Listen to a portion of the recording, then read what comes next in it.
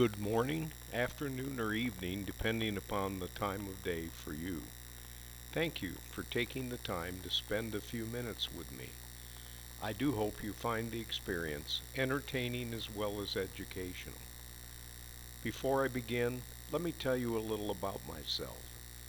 Now, when I give speeches, this part is usually done by another person who introduces me. So you'll pardon me if this sounds a bit pretentious, but my advisors have told me this is what I should say.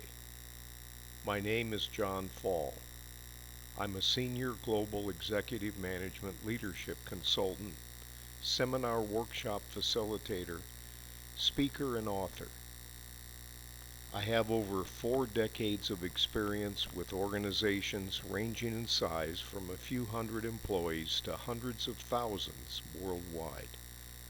My clients include Honda, Toyota, General Motors, the Goodyear Tire and Rubber Company, Royal Dutch Shell, Australian Teleservices Association, IBM, Lockheed Martin, ESI International, Computer Task Group, San Miguel, and numerous small and mid-sized enterprises. My industry experience includes automotive, financial services, oil and gas, healthcare, employee benefits, mortgage banking, manufacturing, distribution, construction, real estate, insurance, and many others. My consulting engagements, predominantly initiated by client referrals, have taken me throughout North America and Asia Pacific, including Australia, Japan, the Philippines, and Singapore, and have involved vendor negotiations and management of client employees, consultants, and offshore resources.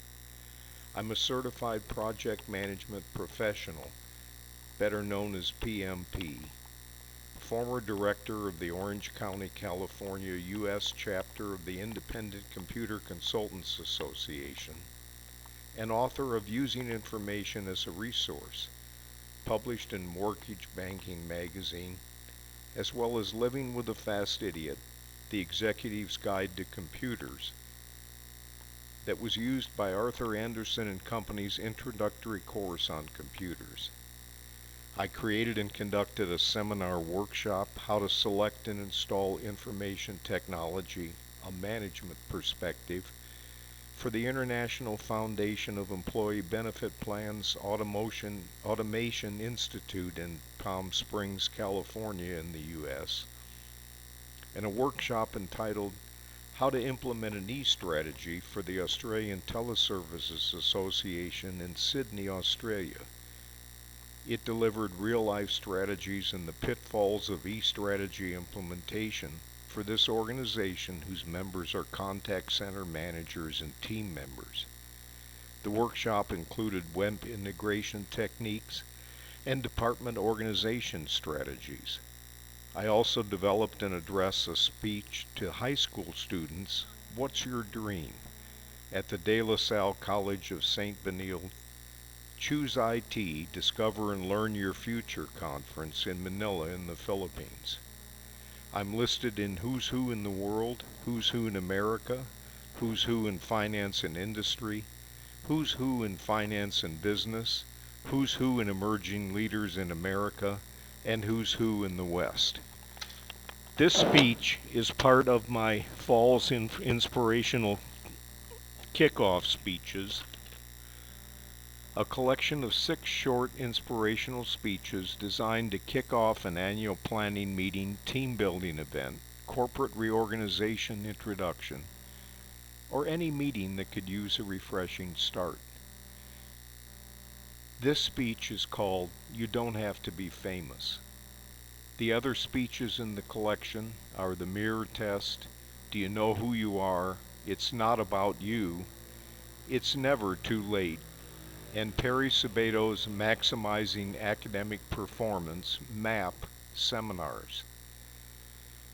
I also offer the Leadership Insights series, a collection of 6 workshops, keynote addresses on leadership, based upon my decades of experience as a senior global executive management leadership consultant, seminar workshop facilitator, speaker, and author.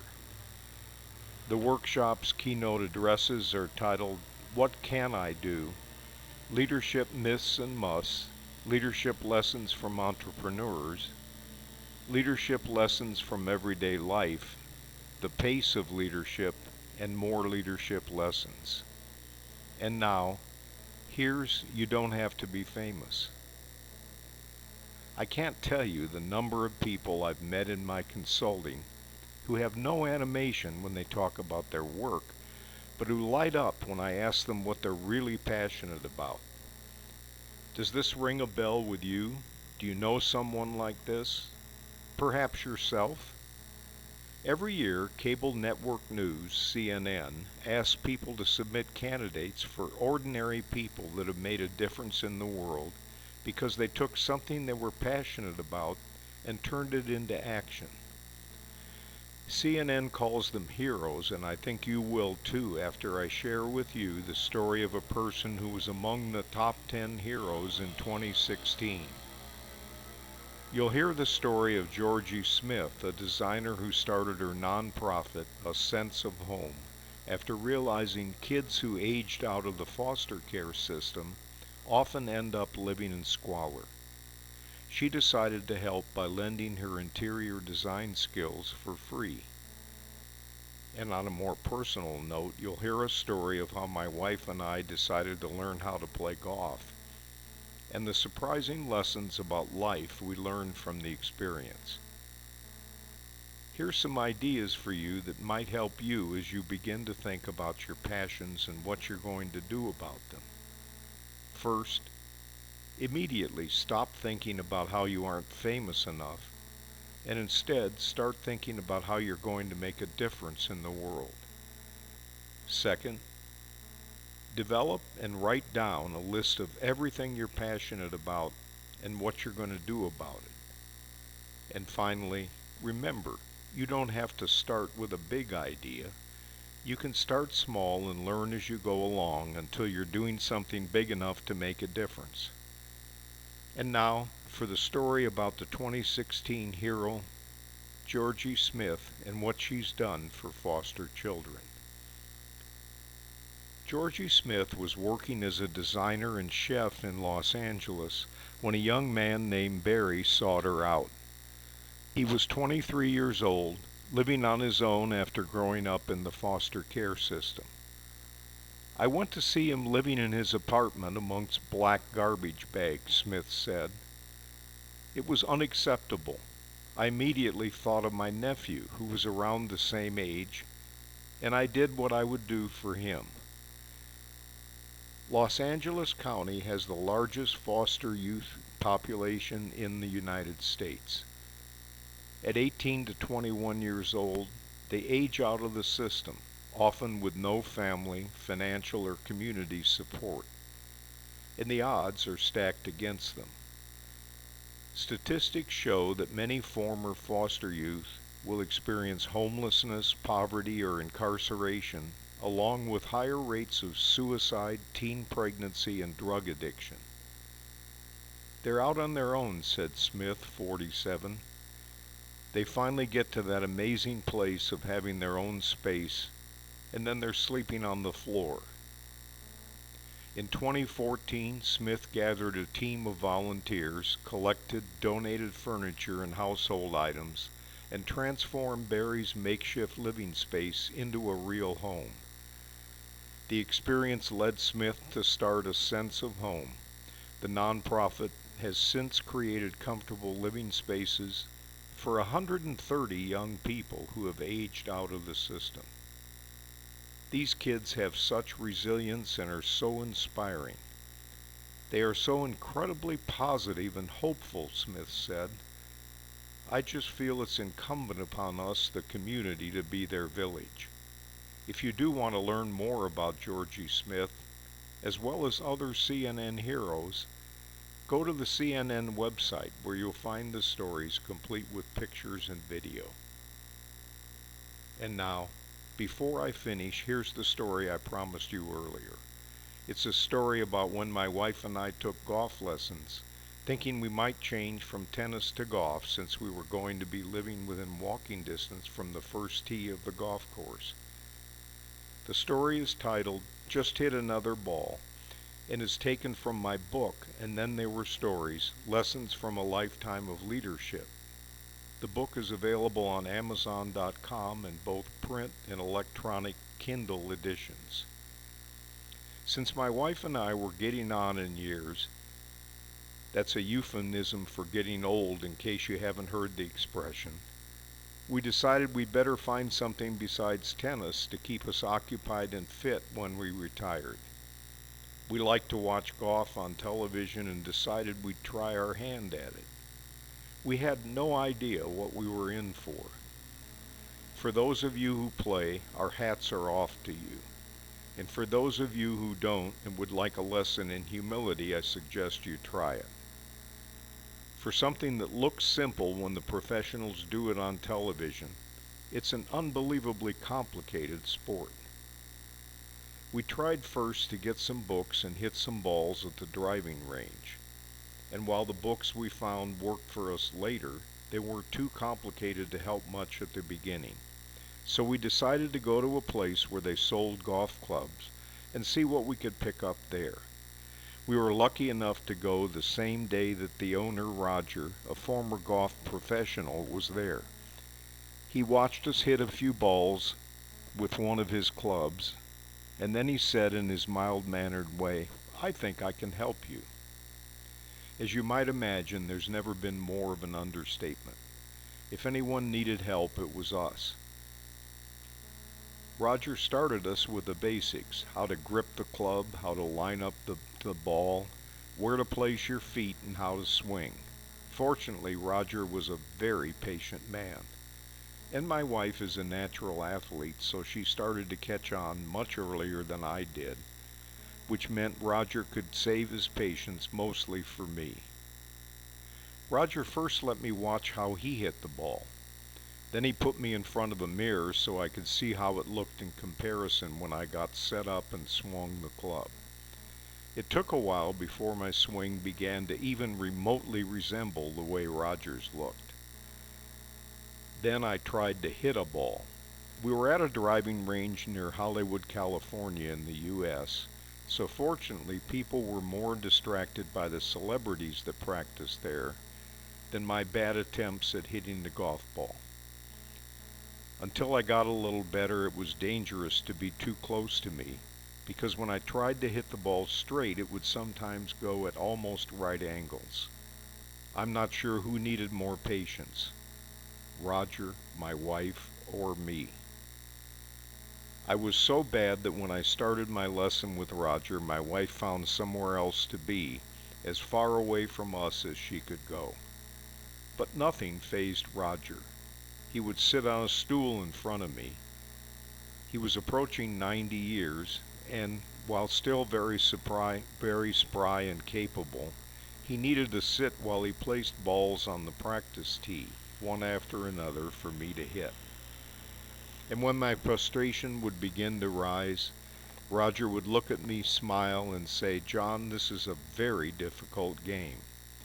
But eventually you'll start to catch on. Until you do, just hit another ball. And keep doing that until finally things will start to work out." It has taken an extremely long time. Think in terms of years or decades instead of months. But even though I'm not ready to enter any tournaments, and I rarely keep score, I can now play well enough to walk the course a few times a week with my wife and enjoy the exercise. And every once in a while I'll get lucky and hit the ball, and sometimes even make a par on an easy hole. But every time I make a particularly bad shot, I remember Roger, and I remember his advice: just hit another ball. It keeps the blood pressure down and makes the game enjoyable, even when I don't do well. The advice, of course, works for almost everything in life. Try it the next time you find yourself in a difficult and frustrating spot. It'll help you more than you might think. And thanks for letting me spend some time with you and to share my stories. If I left you learning for more, send me an email at jrfall jrfall, @yahoo.com, and I'll send you some information about the Leadership Insights series that I mentioned earlier. The Leadership Insights series is a collection of 6 workshops, keynote addresses based upon my book, and then there were stories, lessons from a lifetime of leadership.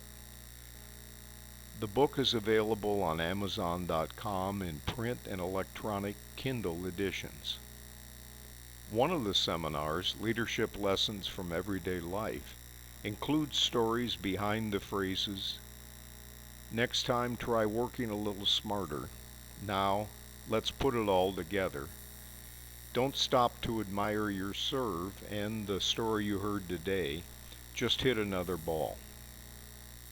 In the Leadership Lessons from Everyday Life workshop, the stories are interspersed with quotes from Dilbert, John F. Kennedy, the 35th President of the United States, Mahatma Gandhi, the preeminent leader of Indian nationalism in British-ruled India, who, employing non-violent civil disobedience, led India to independence and inspired movements for non-violence, civil rights, and freedom all across the world, as well as Winston Churchill.